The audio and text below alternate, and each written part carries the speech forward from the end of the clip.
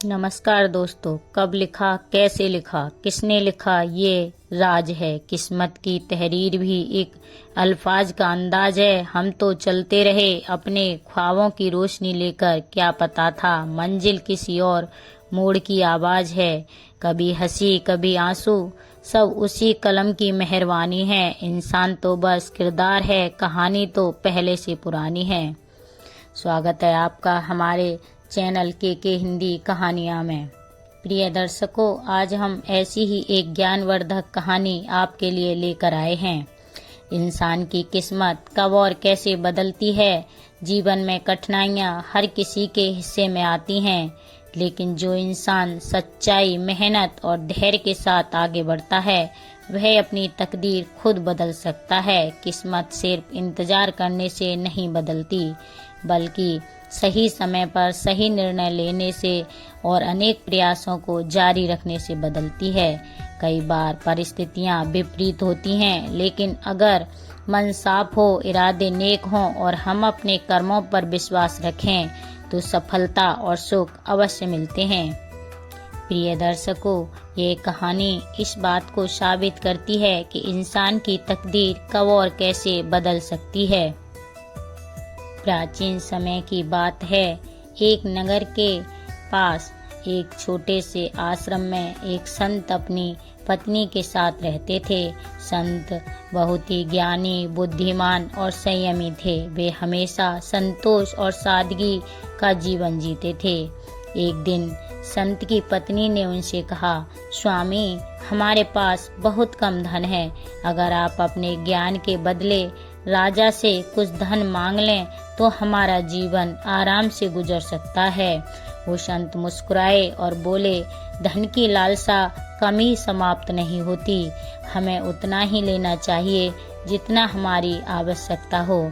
अधिक की इच्छा मनुष्य को असंतोष की ओर ले जाती है। पत्नी ने फिर कहा, लेकिन स्वामी, अगर हमारे पास अधिक धन होगा तो हम गरीबों की मदद भी कर सकते हैं। उन संत ने फिर उत्तर दिया, जो व्यक्ति कम में संतोष करता है, वही सच्चे सुख को प्राप्त करता है। जरूरतमंदों की मदद करना अच्छा है, लेकिन बिना लालच के किया गया कर्म ही सच्ची सेवा है। संत कहते हैं, हमें अपने कर्मों से ईश्वर को प्रसन्न करना चाहिए, ना कि धन से। संत अपनी पत्नी से कहते हैं कि हे प्रिय, मैं तुम्हें एक कथा सुनाता हूँ, जिससे तुम्हें पता चलेगा कि इंसान की किस्मत कब और कैसे बदलती है। इस कहानी को तुम ध्यान से सुनना। एक समय की बात है। एक गांव के एक छोटे से नगर में अभिषेक नाम का एक व्यापारी अपने परिवार के साथ रहता था। अभिषेक नेक दिल और ईमानदार स्वभाव का व्यक्ति था। नगर के लोग उसे स्नेह से अभी कहकर पुकारते थे। उसके परिवार में उसकी पत्नी और 2 छोटे बच्चे थे। बीमारी और तंगहाली के कारण उसका शरीर अत्यंत दुर्बल हो चुका था। घर में 2 वक्त का भोजन जुटा पाना भी कठिन हो गया था। लेकिन ऐसा हमेशा से नहीं था। कुछ वर्ष पहले अभिषेक का जीवन सुख और शांति से भरा हुआ था, परंतु 2 साल पहले उस गांव में एक महामारी फैली और उनकी खुशहाल जिंदगी को उथल पुथल कर गई। दुर्भाग्यवश वह भी उस महामारी की चपेट में आ गया। भगवान की कृपा से उसकी जान तो बच गई, लेकिन उस महामारी ने उसे पूरी तरह तोड़कर रख दिया था। संत अपनी पत्नी से कहते हैं कि प्रिय, जीवन में सुख दुख तो आते रहते हैं, परंतु संतोष ही सबसे बड़ा धन है। महामारी तो नगर से समाप्त हो गई, पर अभिषेक के परिवार के लिए केवल दर्द और मुश्किलें छोड़ गई। पहले वह मेहनती और मजबूत काया का व्यक्ति था, लेकिन अब केवल हड्डियों का ढांचा बनकर रह गया था। वैद्य और हकीमों से बहुत इलाज करवाया, लेकिन कोई लाभ नहीं हुआ। संत अपनी पत्नी से कहते हैं कि प्रिय, ईश्वर हमारी परीक्षा लेता है, लेकिन धैर्य और सच्चाई के साथ की गई प्रार्थना कभी व्यर्थ नहीं जाती। इलाज में सारा धन खर्च हो गया, यहाँ तक कि उसकी 4 बीघा जमीन भी बिक गई। अब स्थिति यह थी कि घर में खाने के लिए एक मुट्ठी अनाज भी नहीं बचा था। अभिषेक का कमजोर शरीर मेहनत मजदूरी के योग्य भी नहीं रहा। वह खुद तो भूख सह लेता, लेकिन अपने बच्चों की भूख और तड़प उससे देखी नहीं जाती। आज भी घर में भोजन का कोई दाना नहीं था। बच्चे भूख से बिलबिला रहे थे और रो रहे थे, और अपने बच्चों को रोता हुआ देखकर अभिषेक रसोई की ओर बढ़ा ताकि उन्हें खाने के लिए कुछ दे दे। परंतु जब उसने बर्तनों को खोलकर देखा तो सब खाली थे। घर में खाने के लिए एक दाना भी मौजूद नहीं था। यह देखकर उसकी पत्नी रीना व्याकुल होकर कहने लगी, आप कोई छोटा मोटा काम क्यों नहीं ढूंढ लेते? आखिर कब तक हम इस तरह भूखे रहेंगे? संत अपनी पत्नी से कहते हैं, प्रिय, संकट के समय धैर्य और विश्वास ही सबसे बड़ा धन होता है। अभिषेक दुखी मन से बोला, मैंने जीवन में कभी भी आलस्य नहीं किया और हमेशा मेहनत की है, लेकिन बीमारी ने मेरे शरीर को इतना कमजोर कर दिया है कि अब मुझसे कोई काम नहीं होता। यह बात तुम भली भांति जानती हो। पति की बातें सुनकर चिंतित हो गया। वह घर के कोनों में कुछ सामान ढूंढने लगा जिसे बेचकर थोड़ा बहुत धन जुटा सके। बहुत तलाशने के बाद उसे एक लंबी रस्सी मिल गई। उसने उसे उठाते हुए कहा, मैं इसे रस्सी को बाजार में बेच आता हूँ ताकि बच्चों के लिए कुछ खाने का इंतजाम कर सकूं। संत अपनी पत्नी से फिर कहते हैं कि प्रिय, जीवन में थोड़ा भी साधन मिल जाए तो उसे संतोष मानकर ईश्वर का धन्यवाद करना चाहिए। पत्नी ने उदास होकर कहा, आज तो किसी तरह गुजारा हो जाएगा, लेकिन कल क्या होगा? अभिषेक मुस्कुराया और बोला, भाग्यवान, आज की चिंता छोड़ो, कल का मालिक परमात्मा है, जो वह करेगा वही होगा। अपने बंदों के लिए कोई न कोई रास्ता अवश्य निकालेगा। यह कहकर अभिषेक उस रस्सी को उठाकर बाजार की ओर चल दिया। वहां पहुंचकर उसने आवाज लगाई। कई घंटों तक कोई ग्राहक नहीं मिला। अंत में एक व्यक्ति ने आवाज लगाई, मैं इस रस्सी को 15 आने दे सकता हूँ। अभिषेक ने कहा, लेकिन ये रस्सी तो मैंने कुछ दिन पहले ही 2 आने में खरीदी थी, इसकी कीमत इससे कहीं ज्यादा है। ग्राहक समझ गया कि अभिषेक किसी मजबूरी में रस्सी बेच रहा है। वह बोला, अगर रस्सी बेचनी है तो 1 आने ले लो, वरना किसी और को ढूंढ लो। संत अपनी पत्नी से कहते हैं कि हे प्रिय, जरूरतमंद व्यक्ति को अपनी व्यवस्था में सौदा भी सस्ते में करना पड़ता है। इसी तरह अभिषेक ने भी रस्सी बेच दी और 1 आने लेकर घर लौटने लगा। रास्ते में उसने देखा कि 2 व्यक्ति आपस में झगड़ रहे थे। भाई, इस बुजुर्ग के साथ ऐसा सलूक क्यों कर रहे हो? इसकी उम्र तो देखो, यह तुम्हारे पिता के समान है। बूढ़ा व्यक्ति दुखी होकर बोला कि इस युवक ने मुझसे 15 आने का कर्ज मांगता है और ना चुकाने पर मुझे कोतवाल के हवाले करना चाहता है। इधर अभिषेक यह सोचकर सोचने लगा, क्या कोई मुझसे भी अधिक जरूरतमंद हो सकता है? अगर यह बुजुर्ग कैद खाने चला गया तो इसके परिवार का खर्च कौन उठाएगा? यह सोचकर अभिषेक ने अपनी जेब से 15 आने निकाले और उस युवक को सौंपते हुए कहा, यह लो भाई, तुम्हारा कर्ज चुका दिया, अब इस व्यक्ति को जाने दो, छोड़ दो। पैसे लेकर वह नौजवान वहां से चला गया। उस व्यक्ति ने राहत की सांस लेते हुए हाथ जोड़कर अभिषेक को दुआएं दी, बेटा, परमात्मा तुम्हारा भला करे और इसका सैकड़ों गुना तुमको लौटाए। प्रिय दोस्तों, संत अपनी पत्नी से कहते हैं कि हे प्रिय, किसी मजबूर व्यक्ति की मदद करना सच्ची मानवता का धर्म है। उस बूढ़े व्यक्ति की दुआओं को सुनते हुए अभिषेक अपनी घर की ओर बढ़ने लगा। रास्ते में उसके मन में एक विचार उमड़ रहा था कि अब वह घर जाकर बच्चों को क्या जवाब देगा, अपनी पत्नी से क्या कहेगा। मगर उसे इस बात का संतोष था कि उसने अपने हालात के बावजूद एक नेकी का काम किया, किसी की मदद की। जब वह घर पहुंचा तो उसकी पत्नी रीना ने उसे देखा कि वह सर झुकाए चुपचाप खड़ा है। वह तुरंत समझ गई कि ना तो खाने का कोई इंतजाम हुआ है और ना ही रस्सी बची। रीना ने पूछा, क्या हुआ, आप खाली हाथ क्यों लौट आए, और वह रस्सी कहाँ है जो आप बेचने गए थे। अभिषेक ने सारी घटना विस्तार से अपनी पत्नी रीना को बता दी। यह सुनकर रीना बोली, आपने नेक काम किया है, लेकिन आपको यह भी ध्यान रखना चाहिए था कि जो दीपक घर को रोशन करने के लिए जलाया जाता है, उसे बाहर जलाने से घर में अंधकार में डूबा रहता है। अब आप ही बताइए कि मैं बच्चों को क्या बनाऊं, इन्हें क्या खिलाएंगे। संत अपनी पत्नी से कहते हैं कि हे प्रिय, दया और करुणा की लो जब किसी के दिल में जलती है, तब परमात्मा उसकी चिंता स्वयं करता है। प्रिय मित्रों, अभिषेक ने गहरी सांस लेते हुए अपनी पत्नी से कहा कि तुम्हारी बात बिल्कुल सच है, मगर उस बूढ़े व्यक्ति की मजबूरी मेरे हालात से भी बड़ी थी। रीना ने कहा, अब पछताने से कुछ नहीं होगा, जो होना था वह हो गया। अगली बार ऐसा कोई काम मत करना जिससे घर के हालात और बिगड़ जाएं। अभिषेक जानता था कि उसकी पत्नी की बातें कड़वी जरूर थीं, मगर उनमें कहीं न कहीं सच्चाई छिपी थी।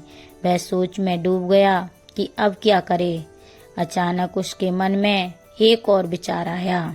संत अपनी पत्नी से कहते हैं कि हे प्रिय, विपत्ति के समय धैर्य और विवेक से ही रास्ता निकाला जा सकता है। वह अपनी जगह से उठा और घर के टूटे फूटे सामान को ढूंढने लगा। कभी इधर देखता, कभी उधर, मगर कोई भी ऐसी चीज नजर नहीं आई जिसे बेचकर वह कुछ पैसे मिला सके। थक हार कर वह फिर अपनी जगह पर बैठ गया। तभी उसकी नजर बच्चों के लिए बिछाए गए एक पुराने बिस्तर पर पड़ी। उसने अपनी पत्नी से कहा, यही चीज मैं तलाश रहा था, अगर तुम कहो तो मैं इस बिस्तर को बेच आता हूँ। उसकी पत्नी कहने लगी, बच्चे तो भूखे हैं, लेकिन अब आप उनका यह पुराना बिस्तर भी छीन लेना चाहते हो क्या? अभिषेक ने गहरी सांस लेते हुए कहा, अच्छा हुआ तुमने खुद ही यह कह दिया कि बच्चे भूखे हैं। यही वजह है कि सबसे जरूरी चीज उनके खाने पीने का इंतजाम करना है। पुराने बिस्तर के रहने या ना रहने से कोई फर्क नहीं पड़ता। संत अपनी पत्नी से कहते हैं कि हे प्रिय, जब भूख सताती है तब मनुष्य को हर चीज त्यागनी पड़ती है। प्रिय दर्शकों, जब उसकी पत्नी ने देखा कि अभिषेक की नजरों में इस बिस्तर की कोई कीमत नहीं है, तो उसकी आंखें भर आईं, उसकी आंखों में आंसू आ गए। उसने रुले हुए गले से कहा, ठीक है, इसे समेट लो और बेच डालो, लेकिन याद रखना इसे कम दामों में मत बेचना, ताकि हमारे बच्चों का पेट कुछ दिन तो भर सके। अभिषेक के पास अब कोई जवाब नहीं था। उसने चुपचाप सिर झुकाया और बिस्तर समेटा, लपेटा और घर से बाहर निकल पड़ा। वह निरंतर चलता रहा और एक ऐसे बाजार में पहुंचा जहां पुरानी और नई चीजों की खरीद फरोख्त होती थी। वहां उसने आवाज लगाई, पुराना बिस्तर बेचने के लिए है, मगर बहुत कम लोग उसकी ओर ध्यान दे रहे थे। संत अपनी पत्नी से कहते हैं, हे प्रिय, विपत्ति के समय धैर्य रखना ही सच्ची समझदारी होती है। जो थोड़े बहुत खरीदार आते, वे बिस्तर को उलट पुलट कर देखते, उसमें कमियां निकालते और आगे बढ़ जाते।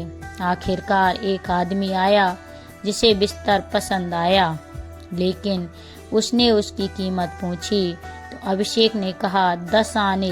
खरीदार ने बिस्तर को ध्यान से देखा और बोला, इस पुराने और फटे बिस्तर के 10 आने कोई पागल ही होगा जो इतना पैसा देगा। यह कहकर वह आगे बढ़ने लगा। अभिषेक घबरा गया और उसके पीछे दौड़कर उसका हाथ पकड़ लिया।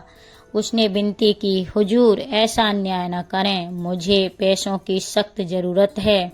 अगर आप चाहें तो इसे कम दाम में ले लीजिए। आखिरकार सौदा 8 आने में तय हो गया। अभिषेक ने पैसे लिए और घर की ओर रवाना हुआ। रास्ते में वह सोचने लगा, अब इन पैसों से बच्चों के लिए ऐसा क्या खरीदूं। तभी उसने देखा कि एक बुजुर्ग महिला अपने जवान बेटे का हाथ पकड़े हुए कह रही थी, मुझे किसी वैद्य के पास ले चलो बेटा। लेकिन नौजवान झुंझला कर बोला, माँ मुझे जाने दो, मेरे पास तेरे इलाज कराने के लिए पैसे नहीं हैं। अभिषेक ने यह दृश्य देखा तो आगे बढ़कर उनसे झगड़े की वजह पूछी। महिला ने कहा, मैंने इसे पालने के लिए दिन रात मेहनत की, लेकिन अब जब मैं बीमार हूँ तो यह मेरी मदद करने से पीछे हट रहा है। युवक बोला, मैं जानता हूँ कि मेरी माँ ने मेरी परवरिश की है, कितनी मेहनत से की है, मगर मैं मजबूर हूँ। मेरे पास इतना पैसा नहीं है कि मैं माँ का इलाज करा सकूं। संत अपनी पत्नी से कहते हैं कि हे प्रिय, जिसने दूसरों के लिए त्याग किया हो उसका सहारा बनना सबसे बड़ा धर्म है। अभिषेक ने यह सुना तो उसका दिल पसीज गया। उसने अपनी चादर में बंधी सारी रकम निकाली और युवक के हाथों में रख दी। युवक को विश्वास नहीं हो रहा था कि कोई अजनबी उसकी माँ की मदद के लिए अपनी जमा पूंजी सौंप सकता है। अभिषेक के दिल में संतोष था, लेकिन उसके पास अब बच्चों के लिए कुछ भी नहीं बचा था। फिर भी उसे इस नेक काम की खुशी थी और उसने मन में गूंज रही थी। संत अपनी पत्नी से कहते हैं, हे प्रिय, जो व्यक्ति दूसरों की भलाई के लिए त्याग करता है, ईश्वर उसकी चिंता स्वयं करता है। लेकिन अब अभिषेक के मन में बच्चों का ख्याल बार बार आ रहा था और उसे बेचैन कर रहा था। वह घर की ओर बढ़ तो रहा था, मगर उसके कदम भारी थे और दिल में खुशी और चिंता का अजीब संयोग चल रहा था। इस समय उसे यह एहसास हो रहा था कि नेकी करना आसान है, मगर अपनी भूख को नजरअंदाज करना बिल्कुल नहीं। प्रिय दर्शकों, उस व्यक्ति ने चाहा कि वह अभिषेक के चरणों में गिर पड़े, लेकिन अभिषेक ने उसे ऐसा करने से रोक दिया और कहा, मित्र, तुम इन पैसों से अपनी जरूरतें पूरी करो और अपनी माँ का इलाज करवाओ। यह सुनकर माँ बेटा दोनों वहाँ से चले गए, परंतु अभिषेक के मन में तरह तरह के विचार उमड़ने लगे। संत अपनी पत्नी से फिर कहते हैं कि हे प्रिय, इंसानियत की राह पर चलना सबसे बड़ा धर्म है। अभिषेक था अभी इधर देखता तो कभी उधर देखता। कुछ समय बाद वह घर की ओर चल पड़ा, लेकिन भूख और कमजोरी के कारण उसके कदम डगमगाने लगे। फिर भी अपने बच्चों की खातिर वह किसी तरह घर पहुंचा। उसने दरवाजे पर दस्तक दी। उसकी पत्नी और बच्चे बेसब्री से उसका इंतजार कर रहे थे।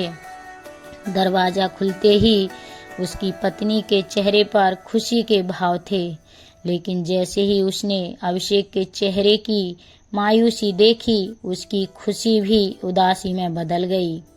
पत्नी कहने लगी, आप फिर खाली हाथ लौट आए, आखिर आपने ऐसा क्यों किया?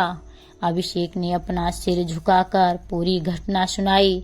सारी बात सुनकर रीना गुस्से में बोली, आपको दूसरों की मदद तो दिखाई देती है, लेकिन अपने बच्चों की भूख नजर नहीं आती। बच्चे भूख से बिलख रहे हैं, रो रहे हैं। अभिषेक की आंखें भर आईं और वह धीमे स्वर में बोला, भगवान सब कुछ देख रहा है, वह सब कुछ सही कर देगा। उसने हमें मुश्किल में डाला है, वही हमें रास्ता भी दिखाएगा।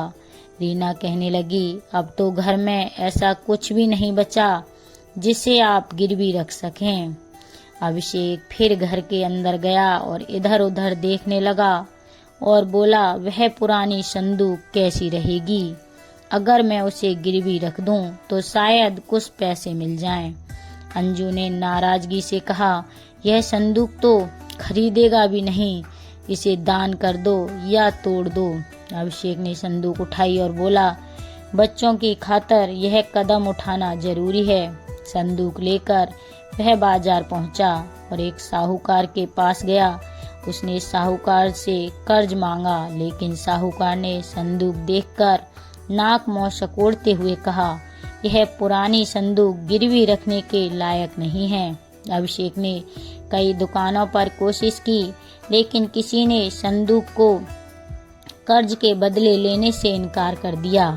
सूरज ढलने लगा और अंधेरा होने लगा। अभिषेक निराश होकर घर लौटने लगा। मन में उम्मीद की आखिरी किरण भी वह खो चुका था। मन ही मन वह सोचने लगा, शायद मुझसे बहुत बड़ी भूल हो गई। मैंने अपनी पत्नी से जो वादा किया था उसे निभा पाना नामुमकिन है। यह पुरानी संदूक तो कोई भी गिरवी रखने को तैयार नहीं होगा। अब तो मुझे इसे बेच ही देना चाहिए। संत अपनी पत्नी से कहते हैं कि हे प्रिय, जीवन में जब हर राह बंद हो जाए तब भी ईश्वर कोई न कोई दरवाजा जरूर खोलता है, कोई न कोई रास्ता अवश्य दिखाता है। अभिषेक ने यह फैसला किया और फिर बाजार की ओर चल पड़ा। उसने बाजार में पहुंचकर जोर जोर से आवाज लगाई, पुरानी संदूक ले लो, बेचने के लिए है। लेकिन कोई भी ग्राहक उसकी ओर ध्यान नहीं दे रहा था। अब उसकी सारी उम्मीदें इसी संदूक पर टिकी थीं, ताकि उसे बेचकर अपनी पत्नी और बच्चों के लिए कम से कम एक वक्त का भोजन जुटा सके। लेकिन उसकी किस्मत ने जैसे उससे मुंह मोड़ लिया था। सूरज डूब रहा था और चारों ओर अंधेरा छा गया था। पूरा बाजार खाली हो गया था और अभिषेक अकेला खड़ा रह गया। संत अपनी पत्नी से कहते हैं कि हे प्रिय, कठिनाई की घड़ी में ही मनुष्य की असली परीक्षा होती है। थक हार कर अभिषेक एक मकान की खिड़की से आ रही मध्यम रोशनी के पास जाकर बैठ गया। उसके मन में तरह तरह के विचार उमड़ने लगे। वह सोच रहा था कि खाली हाथ घर जाकर वह पत्नी और बच्चों को क्या जवाब देगा। इसी बीच उसकी सोच को एक आवाज ने तोड़ दिया। यह आवाज एक मछली बेचने वाले की थी। वह भी गरीब और परेशान था। मछली बेचने वाले के पास केवल एक लाल रंग की मछली बची थी। मछली बेचने वाला भी वहीं आकर बैठ गया जहां अभिषेक अपना संदूक लिए बैठा था। दोनों ने एक दूसरे की हालत देखकर बात शुरू कर दी। संत अपनी पत्नी से कहते हैं कि हे प्रिय, जब दो दुखी आत्माएं मिलती हैं तो वे एक दूसरे के दर्द को आसानी से समझ सकती हैं। मछली बेचने वाला बोला, भाई, हमारी हालत एक जैसी है। जैसी हालत तुम्हारी है ऐसी ही हालत मेरी है। क्यों ना हम दोनों एक दूसरे की मदद करें। अभिषेक ने हैरानी से पूछा, कैसे? मछली बेचने वाले ने कहा, मेरे पास यह एक छोटी लाल मछली बची है। मैं तुम्हारी संदूक ले लेता हूँ और बदले में यह मछली तुम्हें दे देता हूँ। कम से कम तुम्हारे घर वाले तो आज की रात भूखे नहीं सोएंगे। अभिषेक कुछ देर तक सोचता रहा। फिर उसने एक गहरी सांस लेते हुए कहा, इसके अलावा और कोई रास्ता भी तो नहीं है। कम से कम एक मछली तो मेरे बच्चों के पेट में जाएगी। संत अपनी पत्नी से कहते हैं कि हे प्रिय, जरूरत के समय छोटे से छोटा सहारा भी बड़े वरदान से कम नहीं होता। अभिषेक ने अपनी संदूक मछली बेचने वाले को दे दी और मछली को लेकर घर की ओर चल पड़ा। उसकी आंखों में आंसू थे और दिल में मायूस था। घर पहुंचकर उसने दरवाजे पर दस्तक दी। उसकी पत्नी और बच्चे बेसब्री से उसका इंतजार कर रहे थे। जैसे ही दरवाजा खुला, अभिषेक अंदर आया और कांपते हुए हाथों से लाल रंग की मछली उसने अपनी पत्नी और बच्चों के सामने रख दी। उसकी पत्नी मछली को देखकर और उसकी आंखों में खुशी की चमक थी। लेकिन जब अभिषेक ने बताया कि उसने संदूक के बदले यह मछली खरीदी है तो उसकी पत्नी का चेहरा उतर गया।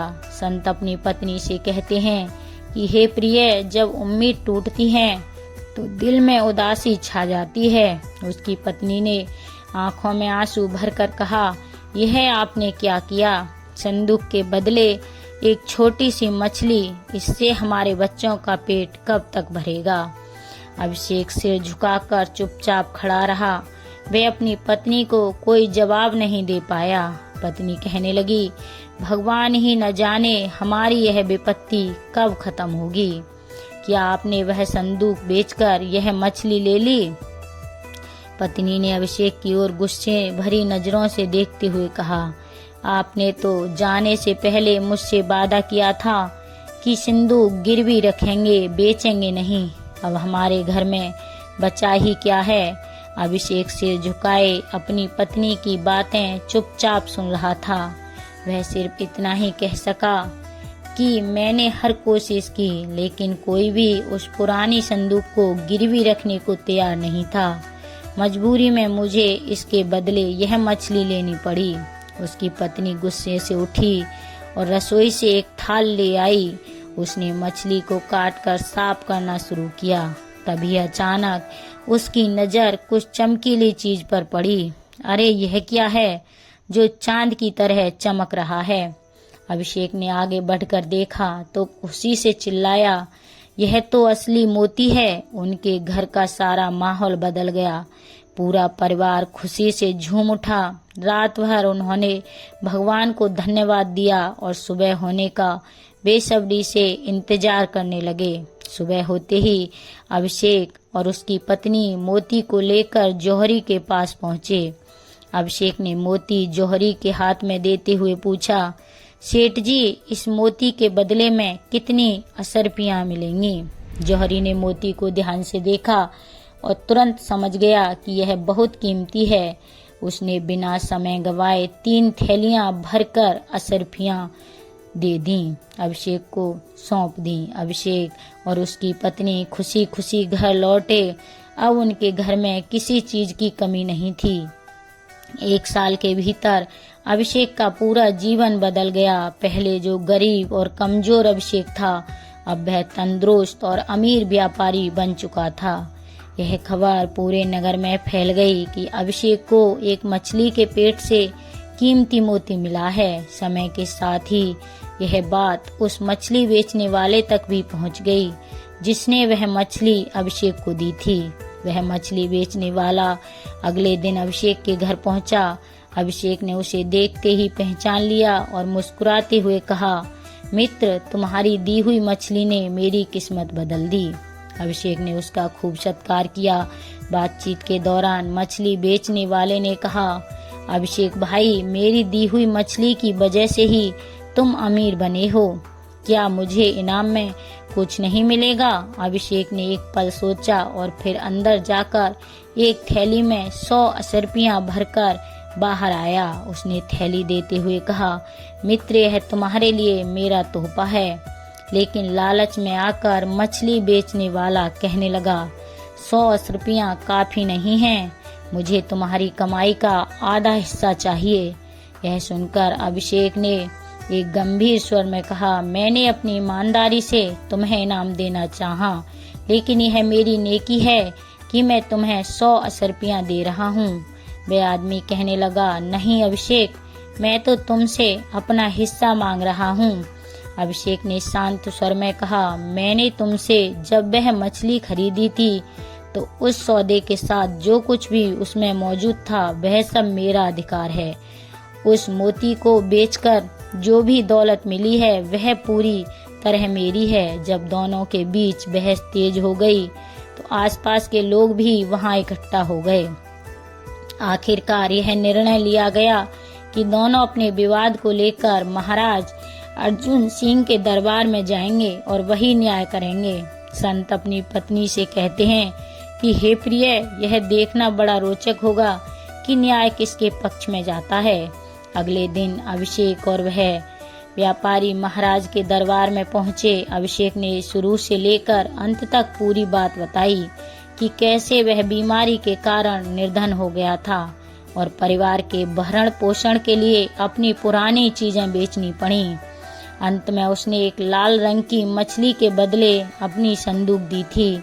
उस मछली के पेट से एक अनमोल मोती निकला, जिसे बेचकर वह संपन्न बन गया। महाराज अर्जुन सिंह ने व्यापारी से पूछा, क्या अभिषेक जो कह रहा है वह सच है? व्यापारी ने सिर झुकाकर कहा, महाराज यह सत्य है। मैंने ही उसे वह मछली दी थी और बदले में उसकी संदूक ली थी, लेकिन मैंने केवल मछली बेची थी। उसके पेट में क्या है इसकी मुझे जानकारी नहीं थी। महाराज ने फिर पूछा, क्या तुम स्वयं मछलियां पकड़ते हो? व्यापारी बोला, नहीं महाराज, मैं तो मछलियां मछुआरों से खरीद कर बेचता हूँ। संत अपनी पत्नी से कहते हैं कि हे प्रिय, अब देखना कि महाराज अर्जुन सिंह कितना न्यायप्रिय निर्णय लेंगे। महाराज अर्जुन सिंह ने गंभीर स्वर में कहा, अगर तुम मछली के पेट से निकले मोती पर अपना अधिकार जता रहे हो तो उस मछुआरे को भी बुलाना होगा जिसने वह मछली पकड़ी थी। व्यापारी मछुआरे को ढूंढने गया, लेकिन वह नहीं मिला। निराश होकर व्यापारी ने एक अन्य मछुआरे को झूठी गवाही के लिए तैयार कर लिया। अगले दिन दरबार में मछुआरा आया और झूठी गवाही दी कि उसने ही वह मछली व्यापारी को बेची थी। लेकिन महाराज अर्जुन सिंह की चतुराई से सारा भेद खुल गया। उन्होंने उस मछुआरे से मछली का रंग पूछा। रंग पूछकर सच्चाई उजागर कर दी। संत अपनी पत्नी से कहते हैं कि हे प्रिय, देखो कैसे सत्य की विजय और कपट की हार होती है। महाराज ने व्यापारी से कहा, तुम्हारा लालच ने तुम्हें अंधा कर दिया है। नियम के अनुसार तुम्हें सजा मिलनी चाहिए, लेकिन मैं इसका निर्णय अभिषेक पर छोड़ता हूँ। अभिषेक ने विनम्र स्वर में कहा, महाराज, इस व्यक्ति की दी हुई मछली ने ही मेरी गरीबी दूर की है। मैं इसे माफ करता हूँ और अपनी खुशी से इसे 1000 सोने की अशर्पियाँ इनाम में देना चाहता हूँ। यह सुनकर वह व्यापारी अभिषेक के पैरों में गिर पड़ा और क्षमा मांगने लगा। अंत में संत अपनी पत्नी से कहते हैं, हे प्रिय, यही सीख है कि ईमानदारी और उदारता का सदा सम्मान होता है, जबकि लालच अनंत हार जाता है। इंसान की किस्मत में क्या लिखा है तथा वह इंसान की किस्मत कब तक बदलती है, जब वह मेहनत, ईमानदारी और सब्र के रास्ते पर चलता है। जीवन में कठिनाइयां हर किसी के हिस्से में आती हैं, लेकिन जो व्यक्ति विपरीत परिस्थितियों में भी हार नहीं मानता और निरंतर लगातार प्रयास करता रहता है, वही व्यक्ति सफलता को हासिल करता है।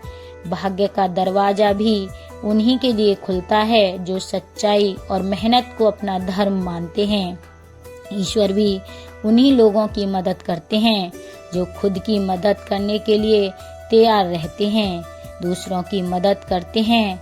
इसीलिए कभी भी हालातों से घबराएं नहीं, बल्कि धैर्य और आत्मविश्वास के साथ प्रयास करें, आगे बढ़ते रहें, क्योंकि मेहनत का फल एक ना एक दिन अवश्य मिलता है। संत की बातें सुनकर उनकी पत्नी ने सिर झुका लिया और कहा, हे स्वामी, आप सही कह रहे हैं। मैं अब कभी अधिक इच्छा नहीं करूंगी और संतोष के साथ जीवन व्यतीत करूंगी। प्रिय दर्शकों, यह कहानी हमें सिखाती है कि ईमानदारी, उदारता और संतोष का जीवन में बहुत महत्व है। लालच, कपट और अहंकार का अंत हमेशा बुरा होता है, जबकि सत्य, कठिनाइयों के बावजूद धैर्य, मेहनत और सच्चाई के मार्ग पर चलने वाला व्यक्ति ही हमेशा सफलता प्राप्त करता है। संतोष ही जीवन में सबसे बड़ा धन है और अधिक की लालसा अनंत दुख का कारण बनती है। किस्मत की किताब में क्या लिखा है ये कोई नहीं जानता। कुछ को मिट्टी में भी सोना मिलता है और कुछ हाथ में सोना लेकर भी खाली लौट आता है। भाग्य लिखा गया है या जीकर लिखा जाता है, यही सवाल हर रात तारे पूछते हैं और हर सुबह सूरज चुप रह जाता है। तो प्रिय दर्शकों, ये कहानी यहीं ख़त्म होती है। ये कहानी आपको कैसी लगी हमें एक प्यारा सा कमेंट करके ज़रूर बताएं। और ये कहानी अगर आपको पसंद आई हो तो लाइक और शेयर करें। हमारे चैनल पर अगर आप नए हैं तो हमारे चैनल को सब्सक्राइब करें, ताकि आगे आने वाली ऐसी ही ज्ञानवर्धक प्रेरणादायक कहानियाँ हम आपको लाते रहें। धन्यवाद।